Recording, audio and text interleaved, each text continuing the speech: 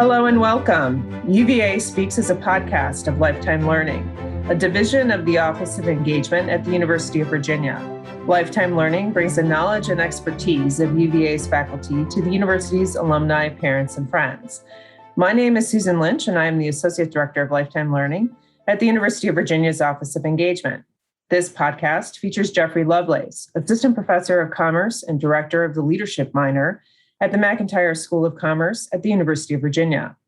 Lovelace has taught leadership and various psychology classes at the undergraduate level. He's also run corporate education workshops for a variety of organizations in the public and private sectors. Prior to his academic career, he served as an officer in the United States Army from 2002 until 2014, most recently as assistant professor at the United States Military Academy at West Point. For purposes of this podcast, I'll also point out that Lovelace serves as the advisor to the UVA chapter of the Student Veterans of America. In this podcast, Professor Lovelace will speak to us about the opportunities and challenges that face student veterans at the University of Virginia. So thank you, Jeffrey, for being here today and sharing some insights with us about this important student population. Thanks for having me. I appreciate it. Great. So you do a lot of work with student veterans. Can you talk about your background and how this led you to get involved with veterans in UVA and why this is an important topic for you? Sure. Thanks very much for the question. And, as you mentioned, I myself am a veteran. I graduated from the United States Military Academy at West Point in 2002 and served for about 12 years, most of that time in the 82nd Airborne Division down in North Carolina, jumping out of perfectly good airplanes. And I also come from a military family where my father served for 39 years.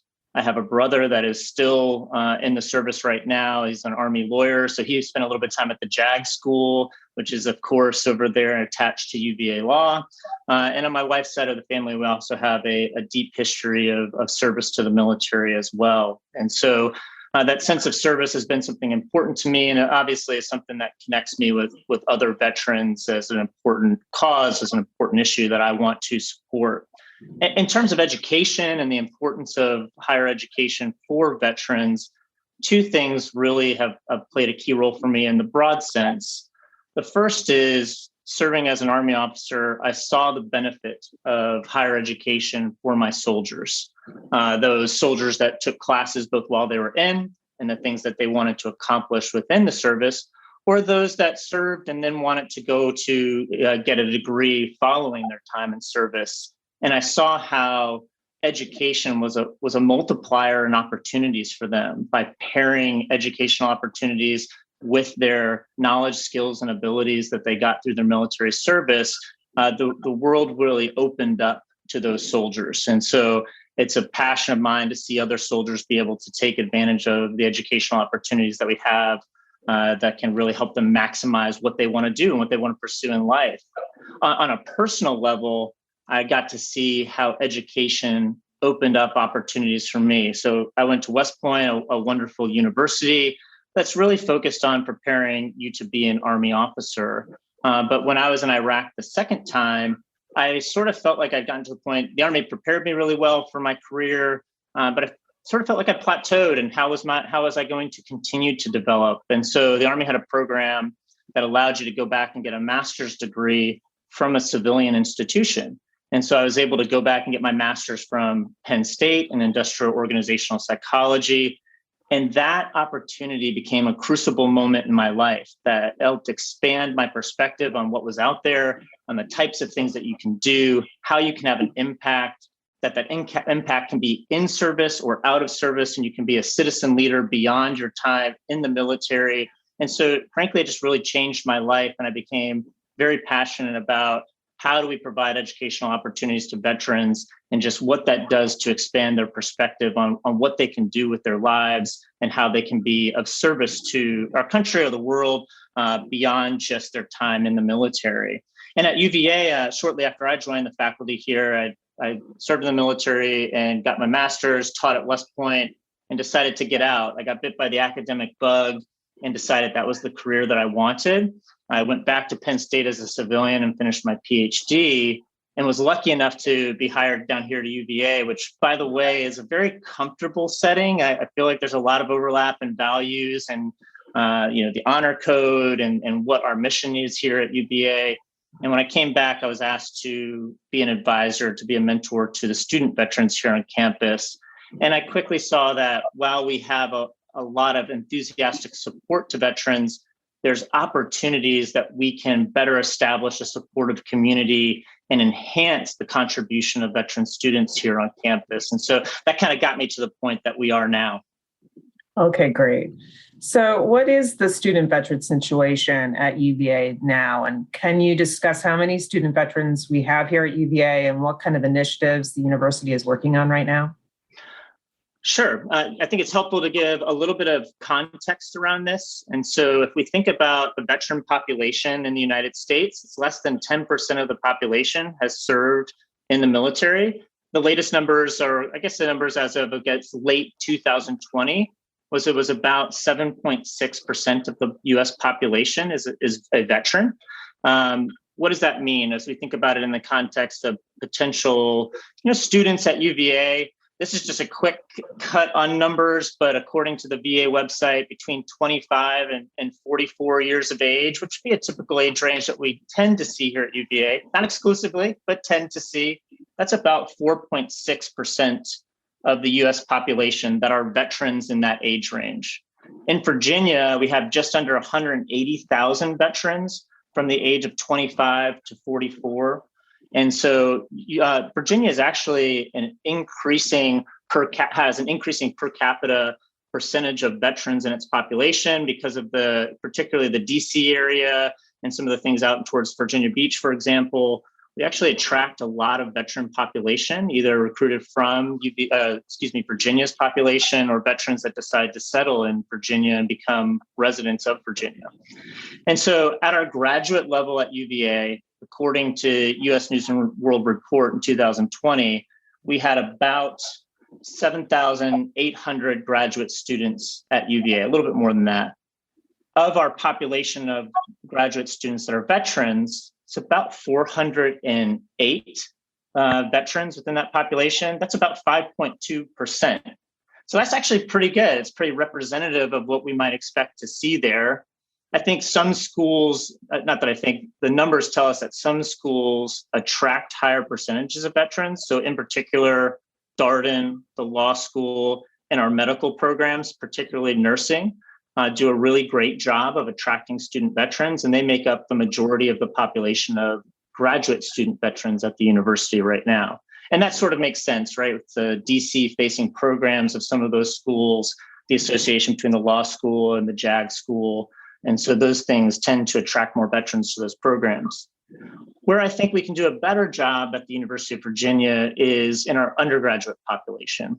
And so last year, again, according to US News and World Report, we had about just under 17,000 undergraduates, about 16,780 or so. And of those, 50 are veterans. Now, a little asterisk here is veterans are a self-reported statistic at the university. It's not a mandated reporting. And so there might be a few more, but we think that that number is pretty accurate. And of that, so what does that mean in terms of population? We're less than 0.003% of our undergraduate population are student veterans. What that number should be, I think we could get into debate on how does that represent with the 4.6% of that age range that I mentioned a little bit earlier.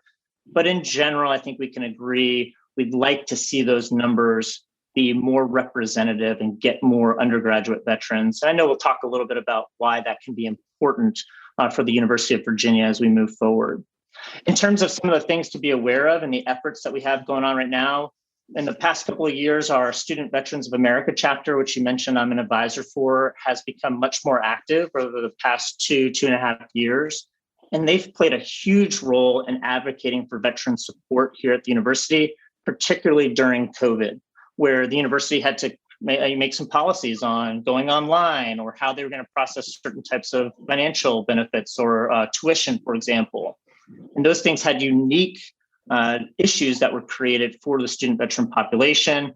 Our student veterans became big advocates for making sure the university understood how that impacted the student veteran experience And the university was very responsive to the student veterans using their voices to support their community. We have an association with the Posse Foundation, which helps to attract underrepresented populations to the university. For the past several years, we've had an association to attract student veterans.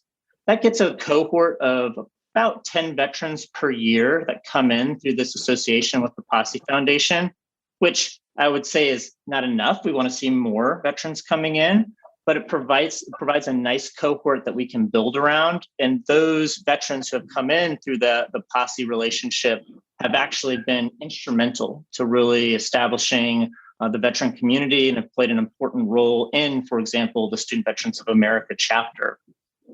We have a veterans working group that's been working together for about the last year and a half now. It has representatives out of the dean's office.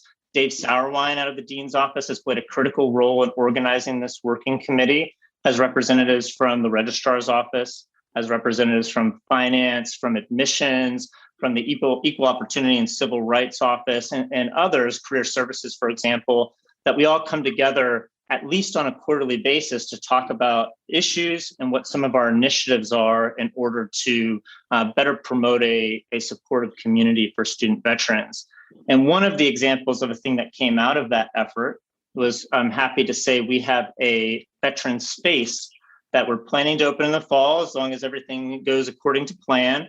But it's going to be a dedicated space for student veteran services location in Newcomb Hall. So a very central location here on campus, very visible location, and just super excited about what that means for our ability to support our student veterans. We now have a space we can bring, for example, representatives from Veterans Affairs in who can talk about some of the services that these veterans can take advantage of.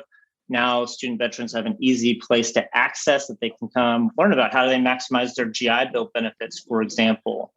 But maybe on a more pragmatic point, one of the things we now get to do is student veterans who are non-traditional students, they're living off campus typically, for example, they have a place that they can come and be comfortable in between classes, right? Where before, what do? You go to the library, you find a place to be in between your classes, you can't go home during the middle of the day.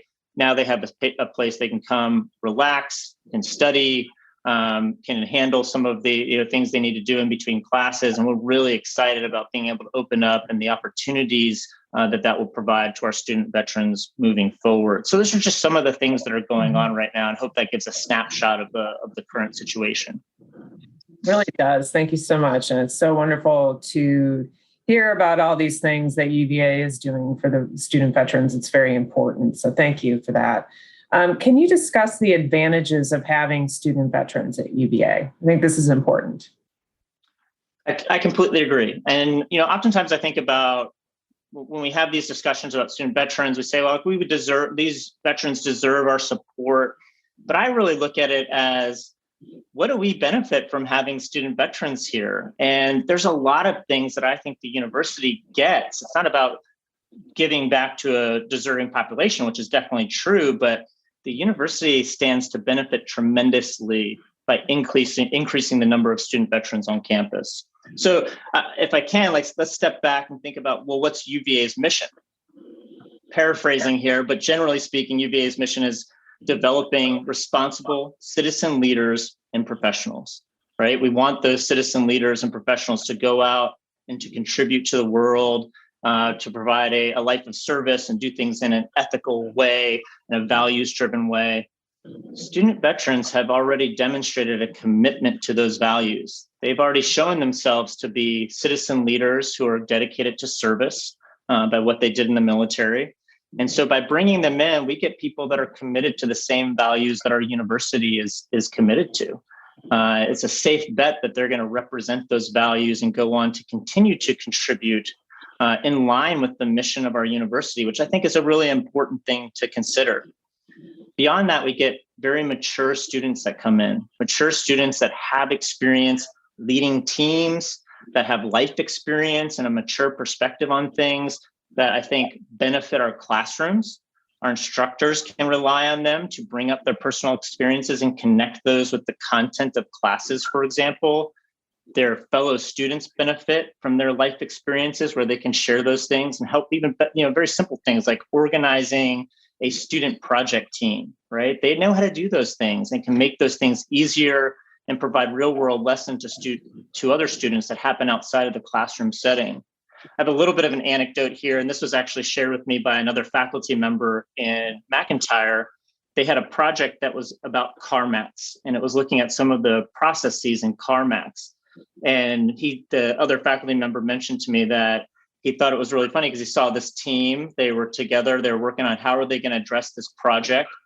And the only person who had ever bought a car, who had gone through the process of buying a car, was the student veteran that was on the team. And so, we can mention the leadership capabilities that you get out of leading in the military, but that simple life experience that a non-traditional student brings and helped provide a different perspective on that project, a more mature approach, a more inclusive approach on what's the full customer experience like going through and purchasing a vehicle in this project that they had a deliverable back to the company for out of that class in McIntyre. He said it really changed the way that group approached the project and how all the students thought about approaching that project. And they had a much better result by having that person's experiences to pull from. But in general, we get these mature students with teamwork experience that have been proven leaders who now come into the educational environment. And that can translate into huge benefits as a faculty member, being able to draw on their experiences, as other students being able to learn from them and the things that they've done. Those are huge benefits for us to have and to be able to rely on those resources in the classroom to help the learning experience of all students here at UVA. And not only that, I think if we take a broader step back and think about things like UVA's 2030 plan, where we want to develop a more diverse population of students, particularly at the undergraduate level, student veterans do that in multiple ways. They're more likely to be first-generation students. A report back in the 2010-2011 timeframe said that student veterans, about 60 to 65% of them tend to be first-generation students. We see that they tend to have more economic background diversity than the typical students here at UVA. And particularly, again, at the undergraduate level, veterans who come in at the undergraduate level are much more likely to be representative of minority populations as well. And so student veterans can help us achieve our objective as a university to attract a more diverse, inclusive community into the university.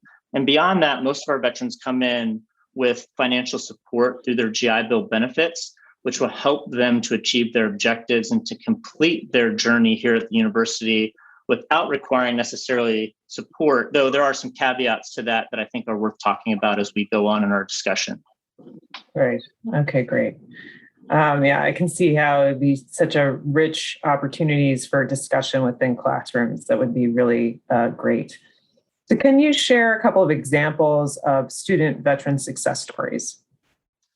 Sure. That one of the students I love to highlight, just because we had a strong personal connection, is Alex Ampari, who is a graduate of McIntyre. Alex was in my class, one of my classes. He actually served as a TA for me also. He spent 4 years in the Marines, and then he went on to attend the Northern Virginia Community College and transferred into UVA, transferred into McIntyre, which is a huge leap to do that. And the intense situation that you come into here at McIntyre and the type of education you get from us. But he absolutely excelled, and he maximized his experience, not only in the classroom, but in the things that he also did outside of the classroom. So he was involved in a lot of activities. He was the president of the Latinx Student Network here at McIntyre. He acted as a mentor for transfer students that were coming to the university, and he sat on the exec board of our Student Veterans of America chapter as well. So here you have a student that comes in, not only excels academically, but also excels in the service that he's giving back to the university community. And so now he is actually an incoming associate consultant at Bain & Company starting this summer, and couldn't be more proud of all the things that he's accomplished. Thomas Doyle is another student that I like to highlight. He's a rising fourth-year student. He's majoring in English over in the college. He, along with another core group of students, are really responsible for reinvigorating, I think, the student veteran community here on campus in the last couple of years.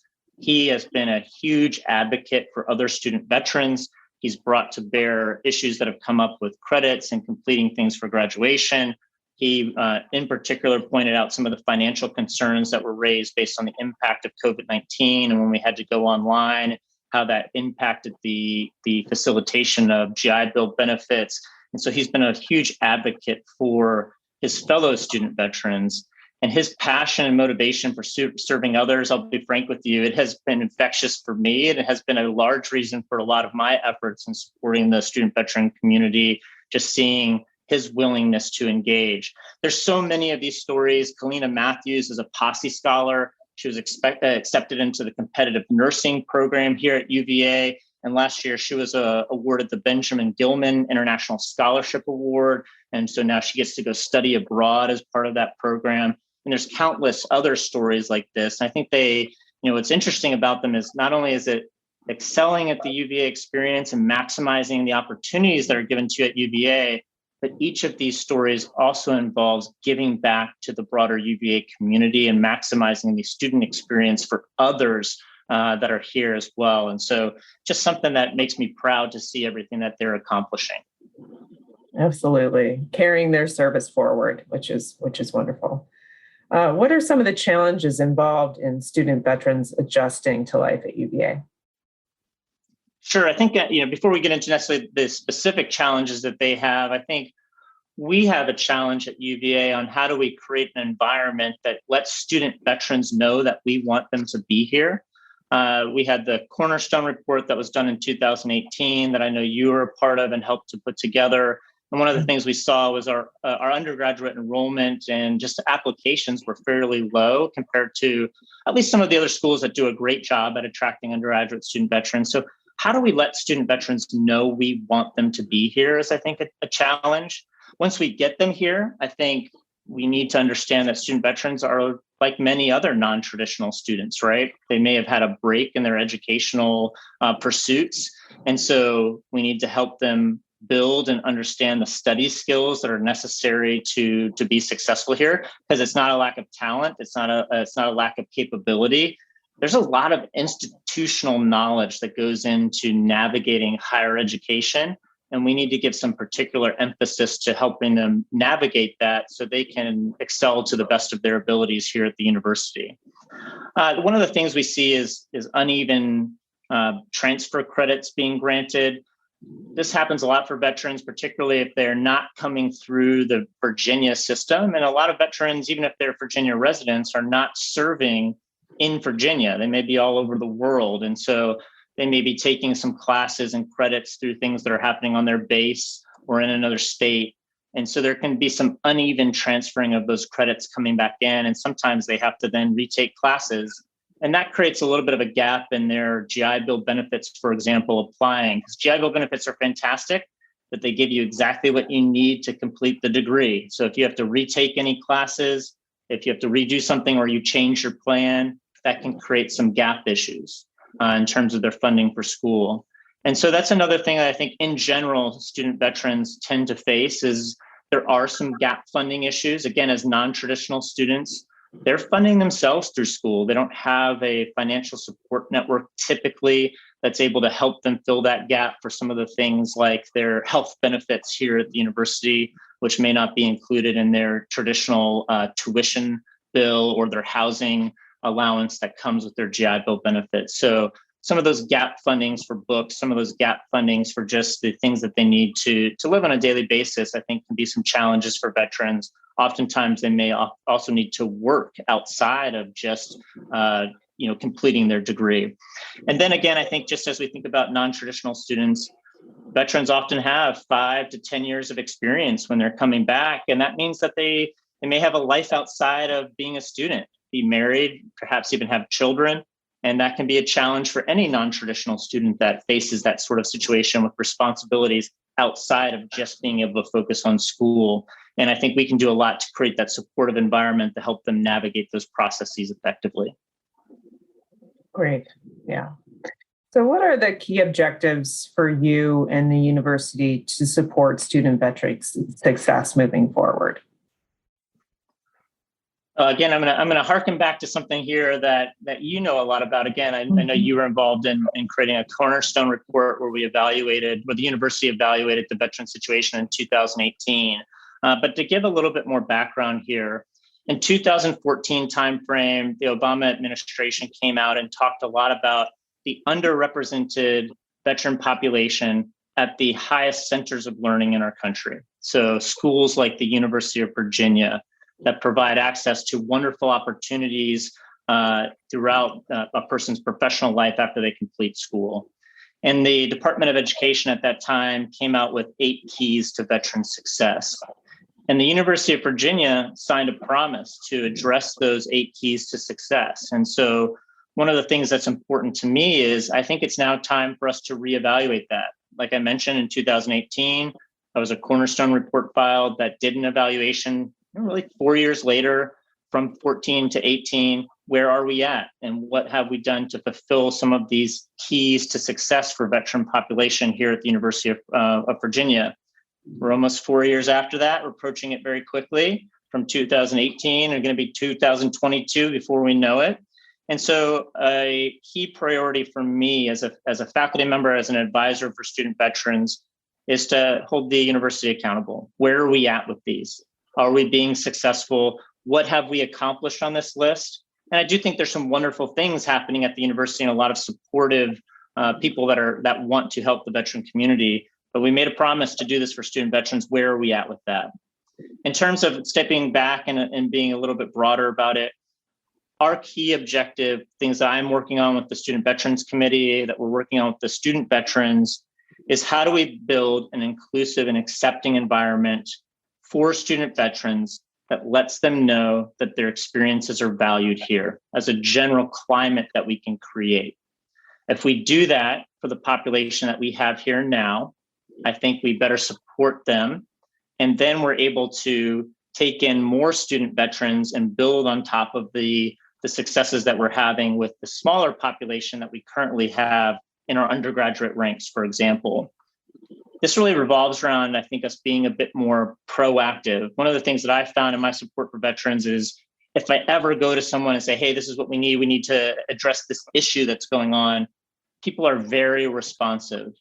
And our focus is how do we turn that to be we're proactive in our thinking so that we avoid the issues in the first place on how, for example, GI Bill benefits are going to be processed in relation to a new school policy or something along those lines.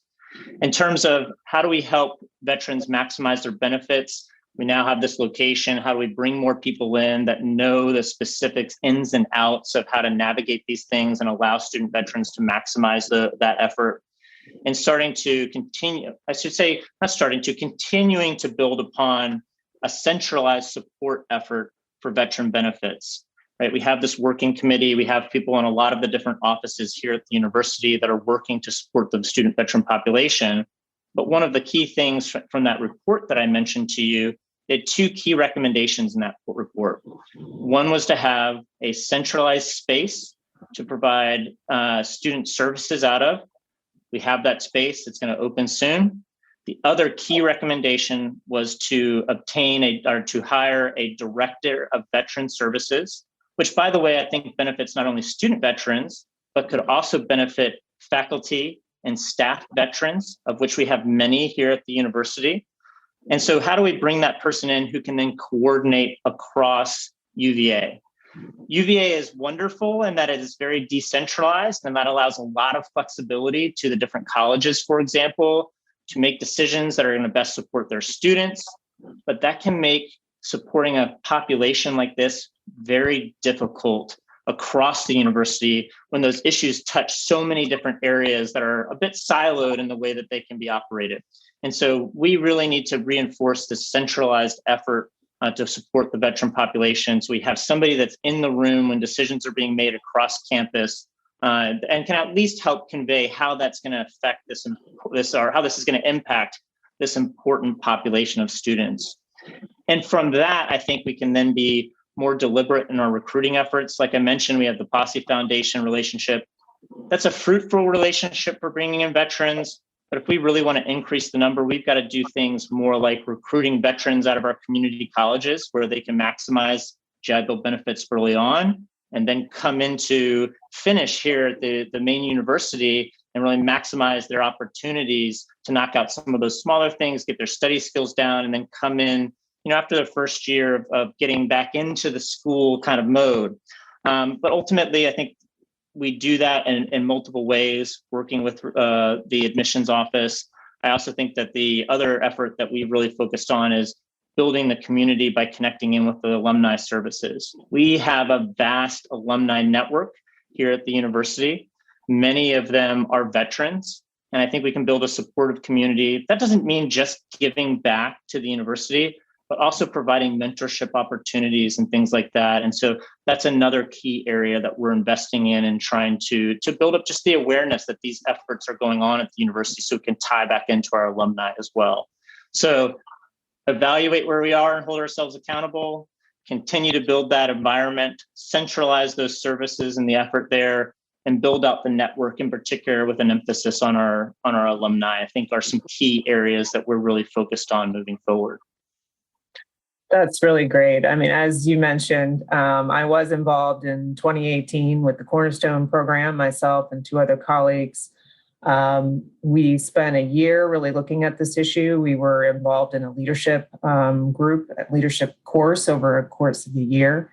And our project was to look at this.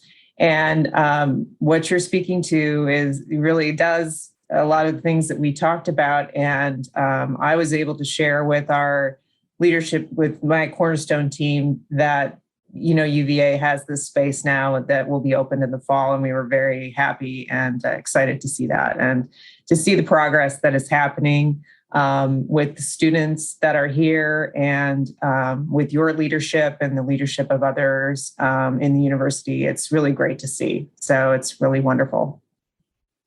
I appreciate it. And to be fully transparent, the effort that y'all did in 2018 to give us really a sense of where we are, I came in shortly after that. And I think we've really benefited from what you and the rest of that group did to get a sense of where we were with veterans issues here, student veteran issues on campus. And I'd just like to also highlight that, one of the immense pleasures that I've had in being a faculty member here at the university is working with our students. We have an amazing student body. It is incredible what they're capable of. And in particular, working with these student veterans has just been a huge motivator for me and an opportunity, I think, for me to give back to something I'm passionate about and maintain a little bit of an identity as a veteran. And I think, again, they do so much for our university. I hope we continue down this path to better support them and their experience here at UVA. Absolutely, you're right. We have an amazing student body, and so talented, and really carry forward service in so many ways. So that's just really great. So thank you so much, Jeffrey, for being here today and sharing your knowledge and your expertise and talking with us about this very important student population. I really appreciate it. Thank you so much for having me. Great. And thank you so much for everybody listening. For upcoming podcasts and other lifetime learning programming, recordings, and blogs, please visit our website at alumni.virginia.edu/learn. We look forward to you taking part in future lifetime learning programs.